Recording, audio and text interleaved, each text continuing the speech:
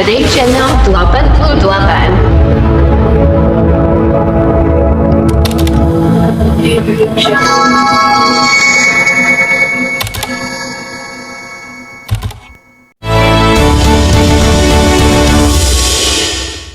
Jadi saya ngerti bagaimana isu lingkungan ini jadi satu-satunya isu yang akan menyebabkan kita bertengkar itu. Sebagai burning issue, isu yang membakar itu. Dalam kebakaran isu itu, tiba-tiba ada istilah-istilah green fashion segala macam itu. Yang saya sendiri nggak pernah dengar, saya ngajar 15 tahun soal environmental ethics. Tetapi saya bisa bayangkan misalnya Gibran lagi ketagihan istilah itu. Atau bahkan lagi kerasukan istilah tuh. Saya belum sampai di situ tuh, karena itu akan ada ukurannya. Di mana inflasi itu terjadi nanti saya terangin berikutnya. Jadi ketagihan ini dari diskusi pertama, sebelum saya terusin, saya kasih dulu catatan kaki tuh. Saya bukan pendukung dan bukan pemaki tuh ya. Tapi apa gunanya mendengarkan pujian dari pendukung? Gak ada gunanya. Sama gak ada gunanya mendengarkan cacian dari para pengkritik. Saya bukan pendukung, bukan pencaci, dan bukan pemuji itu. Saya mau kritik sesuatu itu. Pak Prabowo bertemu dengan saya berdebat.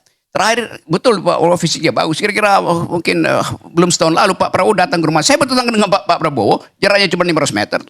Dia turun ke tempat saya, ke pondokan saya, Pak Prabowo istana, saya pondokan tuh. Di Sentul, dengan kemiringan kira-kira 40 sampai 60 derajat. Dia susah untuk turun, tetapi dia bisa naik itu. Jadi fisiknya lumayan gitu kan. Ya kita bicara banyak hal, yang nggak mungkin saya kasih tahu pada Karni Ilyas. Tapi saya ngerti, kenapa akhirnya orang ingin supaya atau secara negatif menganggap kenapa sih Prabowo yang masih sehat bugar itu mesti didampingi oleh seorang anak muda untuk mencitrakan bahwa ini adalah pewarisan kemudaan itu. Bisa kita jawab memang. Tetapi mungkin saya gak ada benar, dia curiga bahwa enggak Pak Prabowo mungkin enggak menginginkan, tetapi ada syarat-syarat tertentu yang terpaksa mesti dia terima itu.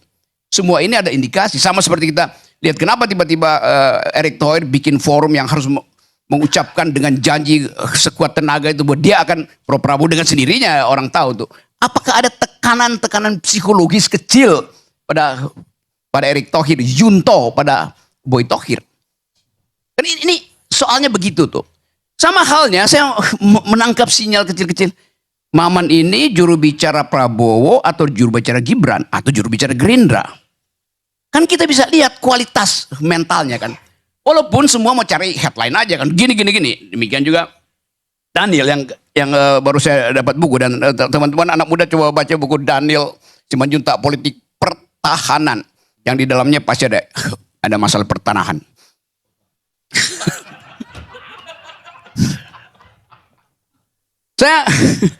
Saya lanjut lagi ya. Jadi saya mengenal itu.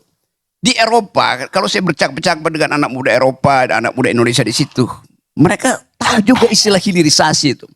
Tapi bagi mereka masalahnya bukan hilirisasi yang memang bersih sebagai energi ujungnya tuh. Tapi problemnya hilirnya bersih, hulunya bagaimana? Kalau hulu itu hanya dikuasai oleh 4 player, artinya tidak bersih, ada monopoli di situ. Artinya hulu itu dia peroleh tidak dengan politik bersih, tapi dengan politik tukar tambah tuh.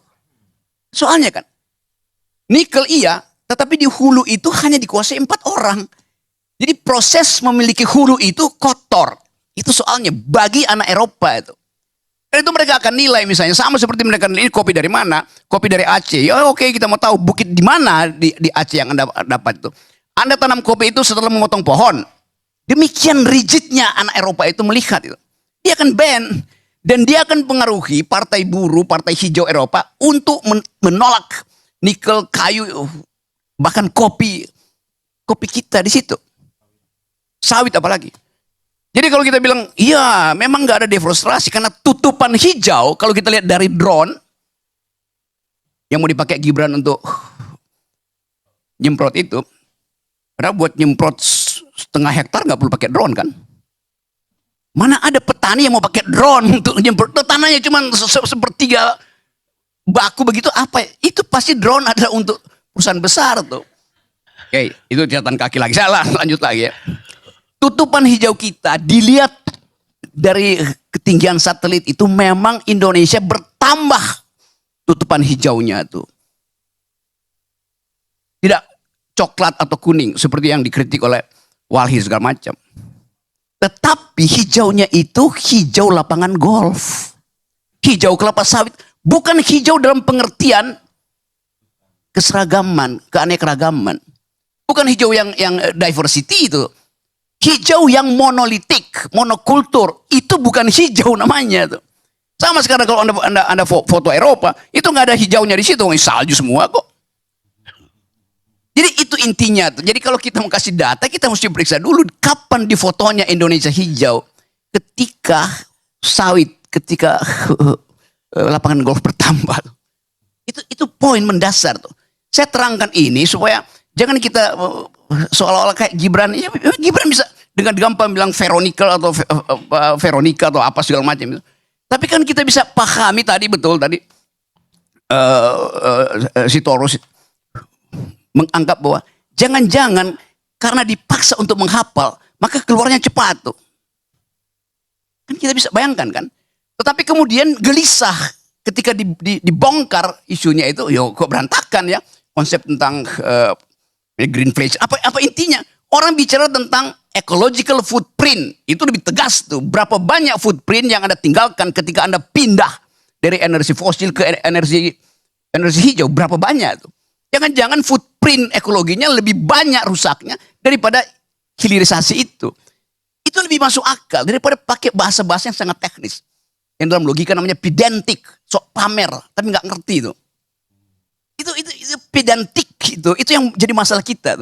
Orang kaget tiba-tiba Gibran kok bisa ngerti semua ya? Kalau Anda penyuka binatang, ada anjing namanya pitbull. Pendek kecil, ekornya dipotong, tapi sangat galak itu. Kenapa begitu? Pitbull ini blasteran antara bulldog Amerika dengan terrier Inggris itu. Dan beberapa breeding lain di kepalanya itu. Ini pitbull, otaknya kecil, tempurungnya, tapi dipaksa dimasukkan segala macam gen yang bisa membuat dia penuh amarah tuh sebagai fighter. Jadi dia direkayasa si pitbull ini sehingga dia gelisah terus tuh. Karena itu Anda lihat pitbull, ekornya dipotong. Karena ekornya itu gini-gini terus, dia senggol semua besi itu sakit terus, berdarah terus. Nah, kita bisa bayangkan makhluk yang dipaksa itu dia akan gelisah. Dia tidak pernah stabil itu kan. Saya mau terangkan itu sebagai soal biologi ya, bukan soal macam-macam itu. Enggak, ini ada soal Gibran di situ tuh. Saya mau terangkan bahwa kebanyakan politisi juga menghafal. Karena itu waktu debat itu lancar, begitu ketemu dengan BEM, dari putbil jadi kucing got gitu. Jadi siapapun bisa berbohong di panggung debat, itu soalnya tuh. Apalagi sok-sok pakai istilah itu. Itu yang saya mau terangkan. Kita kekurangan kemampuan untuk menapis logika seseorang. Baru setelah terucapkan baru bocor kemana-mana kan. Jadi sekali lagi kita mau ulangi sebetulnya. Masih ada debat ketiga dengan Pak. Debat kelima. Kita mau lihat apakah itu duel paradigma atau sekedar multiple choice lagi. Itu kita mau pamer itu kan. Kan kita malu orang jurnalis asing itu saya ketemu di berhenti di Doha, datang wartawan Australia tanya, kok begitu ya Indonesia tuh berdebatnya kan? Ngeledek aja jadinya kan. Karena bagi mereka, loh ini debat apa? Debat itu harus ideologis. Nikel itu nikel yang sosialistis atau nikel yang kapitalis kan? Kan gampang itu kan. Jadi bukan debat istilah, technicalities itu. Ini saya kira supaya kita fair mengatakan bahwa ada bagian-bagian di dalam diri manusia Indonesia yang akhirnya dieksploitasi oleh keangkuhan, kerasukan, pamer secara intelektual, tapi miskin dalam metodologi itu. Berupaya untuk menerangkan bahwa saya paham-paham ini, tetapi dia nggak ngerti bahwa isu ekonomi itu selalu mesti ditempatkan dalam duel. Anda mau jadi negara sosialistis atau berkecenderungan kapitalistis. Dan terlihat Gibran masih pro yang kapitalistis sebetulnya. Padahal udah 2 tahun terakhir ini, monyet-monyet kapitalis yang suka berkumpul di Davos itu mulai meragukan ide tentang growth. Bagi mereka, bagaimana mungkin akan ada kemakmuran, keadilan kalau masih mengejar pertumbuhan, growth. Sekarang orang bicara tentang degrowth itu. Bukan karena kapitalismenya udah lumpuh, tetapi ada pletora baru. Tolong suruh Gibran cari apa artinya pletora. Pletora baru, di mana orang paham bahwa ini bukan sekedar nasib Indonesia versus nasib Jepang, bukan Prancis versus Amerika. Nasib planet, itu masalahnya tuh. Mestinya pertengkaran itu pertengkaran di tingkat planetar. Ini nasib planet, orang bicara begitu. Orang bicara lingkungan artinya bicara tentang nasib planet itu. Karena satu waktu mungkin bumi ini udah bosan dengan manusia. Kan nggak mungkin dunia ini terus-menerus dihuni oleh manusia kan. Ada hak robot untuk tanya bagaimana cara bercinta ala manusia tuh. Karena dia cuma diajarin cara berpikir, tidak ada cara bercinta tuh. Satu waktu debat-debat di Indonesia mungkin separohnya adalah robot. Dan itu bisa terjadi sebelum 2029, itu bisa terjadi. Kita usul aja robot ke situ. Kenapa? Ya robot bisa saya kasih kartu PDIP, bisa saya kasih kartu Nasdem sebagai anggota. Kenapa? Evolusi mengatakan itu tuh. Itu akan terjadi. Sebagian dari kita sekarang menjadi robot. Setiap kali Anda buka handphone, Anda jadi robot di situ tuh. Anda dikendalikan emosi Anda oleh handphone Anda. Anda kendalikan handphone, Anda mengalami delirium, kebingungan psikologis. Karena Anda takut jangan handphone Anda dibaca oleh istrimu atau mantan pacarmu. Tiba-tiba ada nama lain masuk di situ kan. Terus dia sebut, oh kita senang ada G-Spot itu. Padahal yang dimaksud Gibran Spot kemarin tuh. Jadi lain lagi ceritanya kan. Jadi ini hal-hal yang buat saya, kita mau tuntun bangsa ini dengan pikiran. Itu aja tuh. Assalamualaikum warahmatullahi wabarakatuh.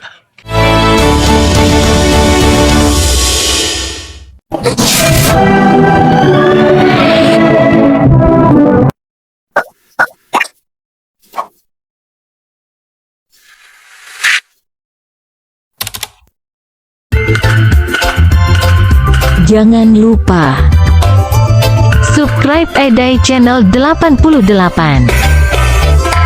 Tinggal klik aja. Tonton juga video lainnya.